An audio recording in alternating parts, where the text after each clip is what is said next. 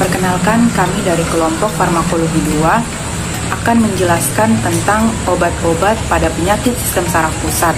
Salah satu jenis obat yang akan kami bahas pada video kali ini yaitu mengenai obat golongan etosuximid. Sebelum itu, saya akan memperkenalkan anggota-anggota dari kelompok etosuximid. Yang pertama ada saya, Fitri Narcaini Alam. Yang kedua ada Vita Mary Damayanti. Yang ketiga ada Sonia Marianti Lakapu. Yang keempat ada Windy Andriani. Dan yang terakhir ada Enolerian. Sebelum melangkah lebih jauh ke pembahasan, saya akan menjelaskan sedikit tentang apa itu etosuximid. Jadi, etosuximid ini merupakan salah satu jenis obat untuk menghentikan kejang pada penyakit epilepsi. Nah, jadi apa sih penyakit epilepsi itu? Jadi, penyakit epilepsi adalah gangguan pada sistem saraf pusat akibat pola aktivitas listrik yang berlebihan di otak. Hal ini menyebabkan penderitanya mengalami kejang secara berulang pada sebagian tubuh atau seluruh tubuhnya. Antiepilepsi adalah obat yang dapat menanggulangi serangan epilepsi yang berkhasiat antikonvulsinya, yakni meredakan kejang klonus hebat pada epilepsi. Setelah mengetahui definisi dari epilepsi, kita juga harus mengetahui golongan obat antiepilepsi. Obat antiepilepsi merupakan obat yang digunakan untuk mencegah dan mengatasi kejang-kejang akibat epilepsi. Nah, obat antiepilepsi ini merupakan terapi utama yang bertujuan untuk mengkontrol bangkitan dari epilepsi. Obat antiepilepsi ini dibagi menjadi dua. Ada yang pertama itu golongan obat generasi pertama dan yang kedua yaitu obat golongan generasi kedua. Golongan obat generasi pertama terdiri dari beberapa golongan. Yang pertama ialah golongan barbital, contohnya ialah fenobarbital. Golongan ini memiliki nama generik yaitu fenobarbital dan mengandung fenobarbital 30 mg.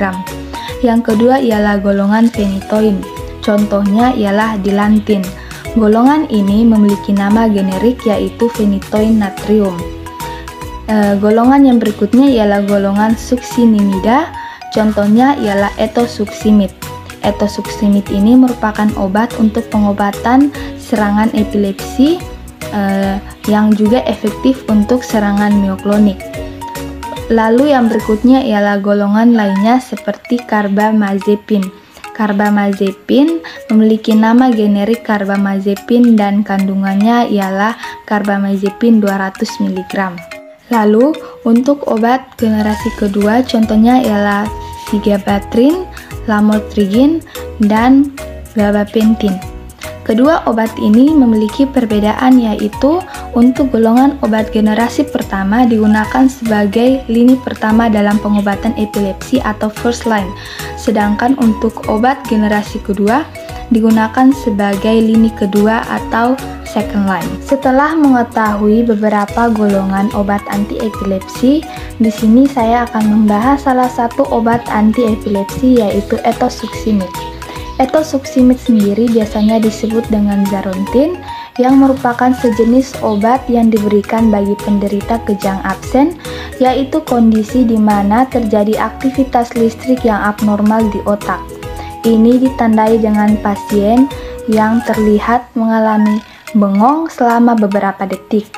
Dalam keadaan demikian, pasien tidak bisa diajak bicara, tidak mendengar, dan tidak bisa bercakap-cakap dengan orang lain. Selain bengong, gejala kejang absen juga ditandai dengan mulut yang mengecap-ngecap dan menggerak-gerakan alis. Pada jenis kejang ini, segera setelah serangan kejang berakhir, maka pasien dapat beraktivitas kembali seperti biasa. Jika dilihat pada slide, terdapat struktur kimia dari obat ini.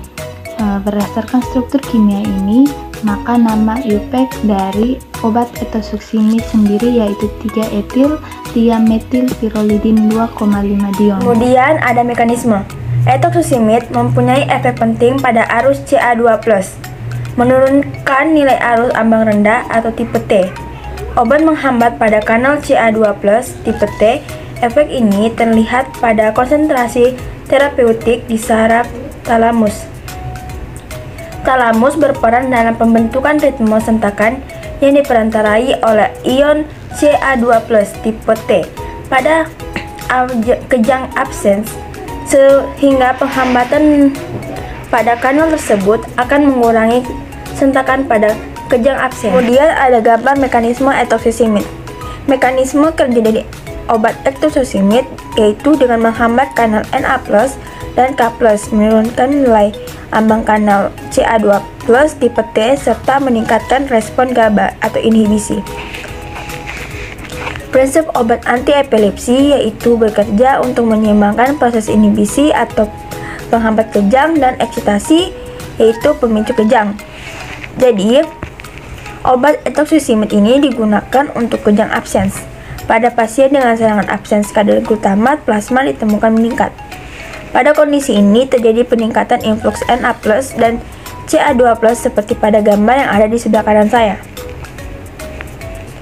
Untuk itu, obat etosuximid ini menghambat kanal Na+ dan menurunkan nilai ambang kanal Ca2+ tipe T yang meningkat tadi, serta meningkatkan respon GABA sebagai penghambat kejang untuk menyeimbangkan dengan eksitasi dari glutamat, sehingga akan mengurangi sentakan pada kejang absens.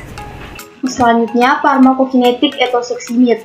Pada obat ini, absorpsi terjadi dengan sempurna pada pemberian obat per oral.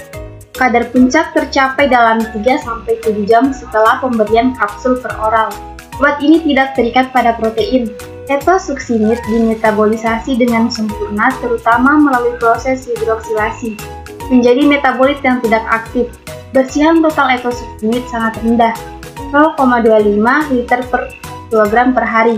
Hal ini sesuai dengan waktu paruhnya yang mencapai kurang lebih 40 jam. Kadar dan dosis etosuximid. Anak usia 3-6 tahun 250 mg setiap hari, anak usia 6 tahun ke atas serta orang dewasa. Dosis etosuximid yang dikonsumsi adalah 500 mg setiap hari atau 2 kapsul, 250 mg setiap minum. Penyesuaian dosis perlu dilakukan secara hati-hati, dimulai dengan dosis kecil dan dosis ditingkatkan secara bertahap hingga serangan kejang dapat dikendalikan atau hingga muncul gejala efek samping yang nyata. Kadar terapeutik 600-100 mcg per ml dicapai pada orang dewasa menggunakan dosis 750-1500 mg per hari. Etosuximid mempunyai hubungan linier antara dosis dan kadar plasma dalam keadaan stabil. Selanjutnya di sini ada efek samping etosuximid.